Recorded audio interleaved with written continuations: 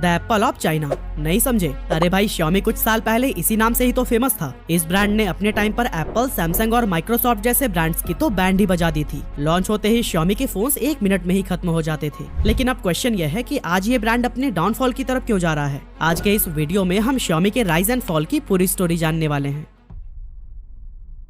तो दोस्तों, 2014 से पहले तक Xiaomi चाइनीज मार्केट में तो बेहद पॉपुलर था, लेकिन इंडिया में इसने अभी तक एंट्री नहीं ली थी। यहाँ पे इस ब्रांड के बूम करने का सफर तब शुरू हुआ जब ऑनलाइन फैशन रिटेलर जबोंग के को फाउंडर मनु कुमार जैन फंडिंग के लिए 2013 में चाइना गए। वहाँ बीजिंग में चल रहे एक कॉन्फ्रेंस में मनु की मुलाकात Xiaomi के फाउंडर ली जून से हुई और उन्हें ली के आइडियाज, बिजनेस मॉडल और अफोर्डेबल प्राइस पर हाई क्वालिटी स्मार्टफोन्स बहुत पसंद आए। मनु को लगा कि इंडिया को भी इस तरह के बेहतरीन और अफोर्डेबल फोन्स की जरूरत है, इसीलिए वो कॉन्फ्रेंस के बाद ली जून से मिले और ऑफर दिया कि वो Xiaomi के साथ काम करके उसके ऑपरेशंस को इंडिया में भी एक्सपेंड करना चाहते हैं। इस तरह से कई महीनों की प्लानिंग और डिस्कशन के बाद मनु ने जबोंग को छोड़ दिया और इंडिया में Xiaomi के पहले एम्प्लॉय बने, जिनका मेन पर्पस एक ऐसी टीम बनाना था जो इंडिया में सेल्स, मार्केटिंग और आफ्टर सेल सर्विस को मैनेज कर सके। ऐसे ही काफी एफर्ट के बाद जुलाई 2014 को Xiaomi ने अपना पहला स्मार्टफोन इंडियन मार्केट में उतारा, जिसका नाम था Xiaomi Mi3। इस फोन में Xiaomi काफी अच्छे फीचर्स ऑफर कर रहा था जो कि उस समय के दूसरे ब्रांड्स में अवेलेबल नहीं थे, जैसे 5 inch full HD display, powerful Snapdragon 800 processor, 2GB RAM और 13 मेगापिक्सल रियर कैमरा, जो 2014 में top of the line features माने जाते थे। अपने हार्डवेयर स्पेक्स के अलावा Xiaomi Mi3 MIUI operating system पर चलता था, जो हाईली कस्टमाइजेबल और यूजर फ्रेंडली था। इस OS ने Mi3 को मार्केट में अवेलेबल बाकी के एंड्रॉइड स्मार्टफोन से डिफरेंशिएट करने में काफी मदद की। यही वजह थी कि Xiaomi Mi3 लॉन्च होने से पहले ही लोगों के बीच खूब पॉपुलर हो गया था और सिर्फ 2 मिनट के अंदर ही ये फोन सोल्ड आउट हो गया। लेकिन सिर्फ अफोर्डेबल प्राइस और हाई एंड स्पेसिफिकेशंस ही एकमात्र ऐसी चीज नहीं थी जिसने इस ब्रांड को इंस्टेंट पॉपुलर बनाया, बल्कि Xiaomi की मार्केटिंग स्ट्रैटेजी भी बाकी ब्रांड से काफी अलग थी। अब आज से 10 साल पहले आपको याद होगा कि हम लोकल स्टोर से जाकर फोन खरीदा करते थे, लेकिन आज के टाइम पर आप में से मैक्सिमम लोग अपना फोन ऑनलाइन ही ऑर्डर करते होंगे। अब ये बदलाव सडनली नहीं आया, बल्कि इसकी शुरुआत काफी साल पहले हो चुकी थी और इस बदलाव को सबसे पहले Xiaomi ने ही नोटिस किया था। इसीलिए लोकल ऑफलाइन स्टोर पर अपने फोन्स को डिस्ट्रीब्यूट करने की जगह उसने ऑनलाइन प्लेटफॉर्म पर फोन्स को लॉन्च करना बेटर समझा और इसके लिए उसने फ्लिपकार्ट से पार्टनरशिप कर ली। इस पार्टनरशिप का कंपनी को भरपूर फायदा मिला, क्योंकि फ्लिपकार्ट एक बहुत बड़े कस्टमर बेस के साथ इंडिया का one of the largest online market place था। इसीलिए यहाँ पर फोन लॉन्च करके Xiaomi काफी आसानी से बहुत बड़ी संख्या में कस्टमर्स को अट्रैक्ट करने में सफल हो गया। अपने पहले स्मार्टफोन की सक्सेस के बाद Xiaomi ने 2014 में ही Redmi 1S लॉन्च किया, जो कि Qualcomm Snapdragon 400 processor, 1GB RAM और 8GB इंटरनल स्टोरेज प्रोवाइड करता था और इसका प्राइस रखा गया था सिर्फ 5,999 रुपए। सेम ईयर ही Xiaomi ने अपना एक और affordable smartphone Redmi Note market में उतारा और इसका प्राइस रखा गया था सिर्फ 8,999 रुपए। इन सभी अच्छे स्मार्टफोन्स ने Xiaomi की स्ट्रॉन्ग ब्रांड इमेज डेवलप कर दी और लोगों के बीच इसकी डिमांड खूब बढ़ने लगी। ये ऐसा दौर था जब हर किसी की जुबान पर सिर्फ Xiaomi, Mi या Redmi का नाम होता था। Xiaomi ने इसके बाद भी कई सारे कमाल के फोन्स लॉन्च किए जो कि लोगों के बीच बेहद पॉपुलर रहे और इसने हर घर में अपनी पहचान बना ली।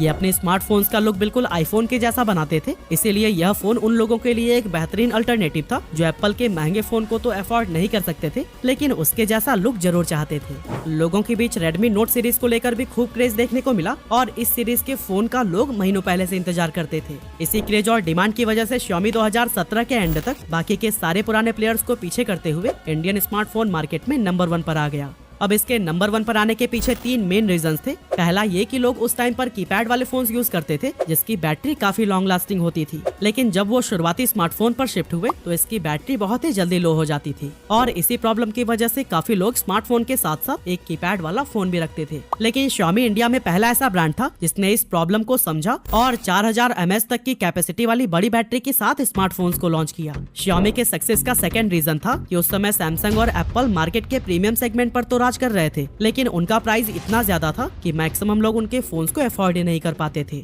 मिड या लो रेंज की कैटेगरी में सिर्फ माइक्रोमैक्स, कार्बन या लावा जैसे ब्रांड्स मौजूद थे, लेकिन इन फोन से मिलने वाले खराब यूजर एक्सपीरियंस की वजह से कस्टमर इन सभी ब्रांड से तंग आ चुके थे। इसीलिए जब Xiaomi ने अपना स्मार्टफोन मार्केट में उतारना शुरू किया तो इसने इन सभी कमियों को खत्म कर दिया और सिर्फ 2 साल में ही इसने इतना तेजी से ग्रो किया कि बाकी सभी ब्रांड इससे काफी पीछे रह गए। 2017 में Xiaomi एक ऐसा ब्रांड था जिसने इंडिया में सबसे ज्यादा स्मार्टफोन बेचे थे और दोस्तों इंटरेस्टिंग बात तो यह है कि Xiaomi टीवी एड या फिर होर्डिंग्स पर बिना एक पैसे खर्च किए भी इंडिया में सबसे बड़ा ब्रांड बन गया था। साल 2020 में Xiaomi 28% मार्केट शेयर के साथ टॉप पर था, लेकिन धीरे धीरे वो अपनी बादशाहत खोने लगा और 2022 में इसका मार्केट शेयर ड्रॉप होकर 16% पर आ गया। जबकि इसी सेम पीरियड में Vivo और Samsung के मार्केट शेयर में बहुत बड़ा उछाल देखने को मिला था।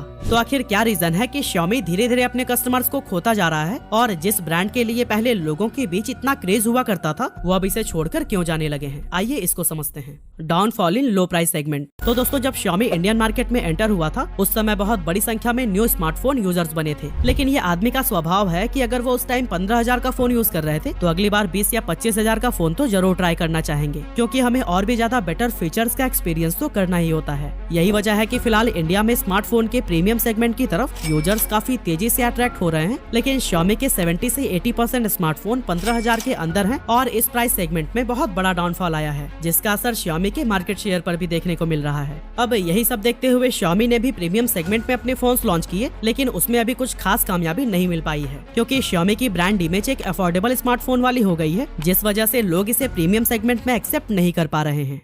MIUI OS ads and bugs.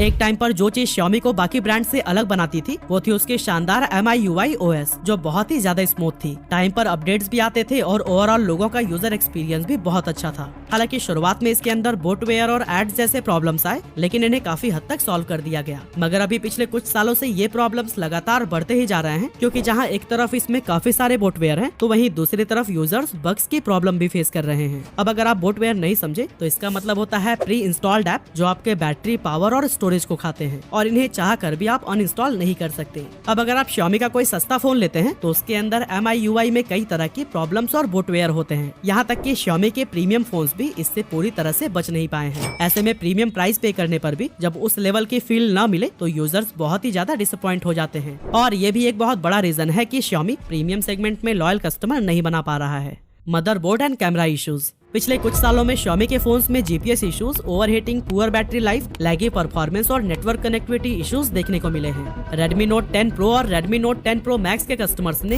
MIUI 13 update के बाद कैमरा क्रैशिंग जैसे इश्यू रिपोर्ट किए थे। जब वो फोन के रियर कैमरा को ओपन करते थे तो उन्हें सिर्फ एक ब्लैक स्क्रीन नजर आती थी। इसके अलावा Xiaomi के पोको फोन्स में भी बैटरी बहुत तेजी से खत्म होने, फॉल्टी अपडेट्स और खराब मदरबोर्ड जैसी प्रॉब्लम्स देखने को मिली, जिसके चलते कस्टमर्स इस ब्रांड से दूर होते जा रहे हैं।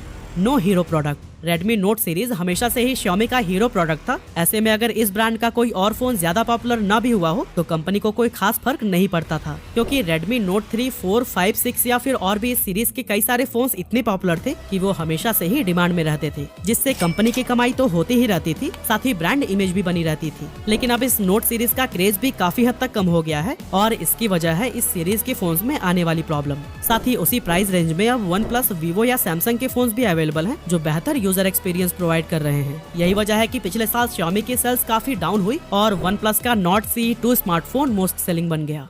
की पीपल्स लेफ्ट द कंपनी।